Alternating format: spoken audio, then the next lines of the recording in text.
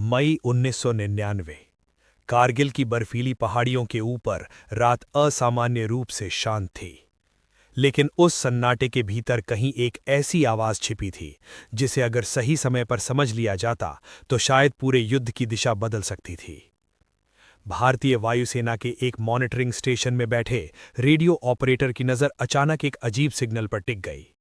ये कोई सामान्य सैन्य बातचीत नहीं थी। आवाजें धीमी थीं, कोड शब्दों में, और सबसे अजीब बात यह थी कि ये ट्रांसमिशन उन पहाड़ी चौकियों के पास से आ रहा था जहां भारतीय सेना का मानना था कि सब कुछ नियंत्रण में है। ऑपरेटर ने दोबारा फ्रीक्वेंसी स्कैन की। सिग्नल फिर आया, छोटा लेकिन स्पष्ट। उसने तुरंत अपने वरिष्ठ अधिकारी को बुलाया। कुछ ही मिनटों में वो रिकॉर्डिंग एयरफोर्स इंटेलिजेंस यूनिट के पास पहुंच चुकी थी। कमरे में मौजूद अधिकारियों ने हेडफोन लगाए और चुपचाप उस बातचीत को सुना। किसी अज्ञात भाषा में नहीं, बल्कि टूटी फूटी उर्दू और सैन्य कोड के मिश्रण में। पोस्ट तैयार है, ऊपर से कवर मिलेगा, मूवमेंट रात। संदेश छोटा था, लेकिन इतना काफी था कि कमरे में मौजूद हर अधिकारी समझ जाए, पहाड़ों में कुछ ऐसा चल रहा है जो अभी तक भारतीय सैन्य मानचित्रों में दर्ज नहीं है। उस समय तक कारगिल युद्ध आधिकारिक रूप से अपने शुरुआती चरण में था।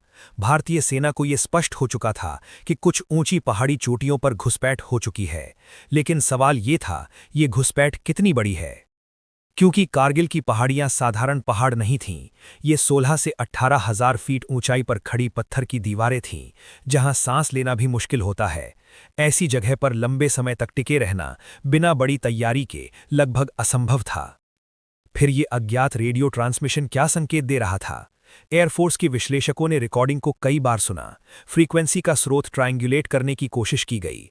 नक्शे पर लाल निशान उभरने लगे। द्रास सेक्टर, तोलोलिंग के आसपास की चोटियां और कुछ ऐसे बिंदु जो भारतीय पोस्ट से कुछ ही किलोमीटर दूर थे। अब एक नया शक जन्म ले चुका था। क्या ये सिर्फ कुछ घुसपैठियों की गतिविधि थी, या फिर सीमा पार से चल रही एक व्यवस्थित सैन्य योजना? इसी बीच जमीनी मोर्चे से आने वाली रिपोर्टें भी चिंताजनक होने लगीं। भारतीय गश्त दल जब ऊंचाई की ओर बढ़ते तो उन पर ऊपर से सटीक फायरिंग होने लगती। ऐसा लगता था जैसे दुश्मन पहले से उनकी हर हरकत जानता हो, और यही वो बिंदु था जहां रेडियो ट्रांसमिशन की रिकॉर्डिंग फिर से महत्वपूर्ण हो गई। एयरफोर्स इंटेलिजेंस को शक था कि पहाड़ों में कहीं ऐसे रेडियो ऑपरेटर मौजूद हैं जो लगातार सूचना भेज रहे हैं, लेकिन सवाल था किसे और कैसे? क्योंकि उन ऊंचाइयों पर सामान्य सैन्य रेडियो इतनी दूर तक सिग्नल नहीं भेज सकता था। इसका मतलब था या तो विशेष संचार उपकरण इस्तेमाल हो रहे थे, या फिर कहीं छिपे हुए रिले पॉइंट मौजूद थे। जांच और गहरी हुई। रिकॉर्डिंग की आवाजों का विश्लेषण किया गया। कुछ शब्द बार बार दोहराए जा रहे थे। लाइन, सप्लाई, ऊपर से मदद।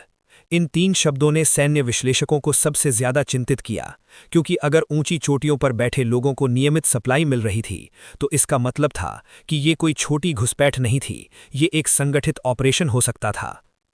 उधर एयरफोर्स के टोही विमान उन इलाकों के ऊपर उड़ान भरने लगे, लेकिन कारगिल की पहाड़ियों का भूगोल दुश्मन के लिए एक प्राकृतिक ढाल था। ऊंची चट्टानें, संकीर्ण घाटियां और बर्फ से ढकी दरारें। इनके बीच छिपे किसी छोटे रेडियो स्टेशन को ढूंढना लगभग असंभव था।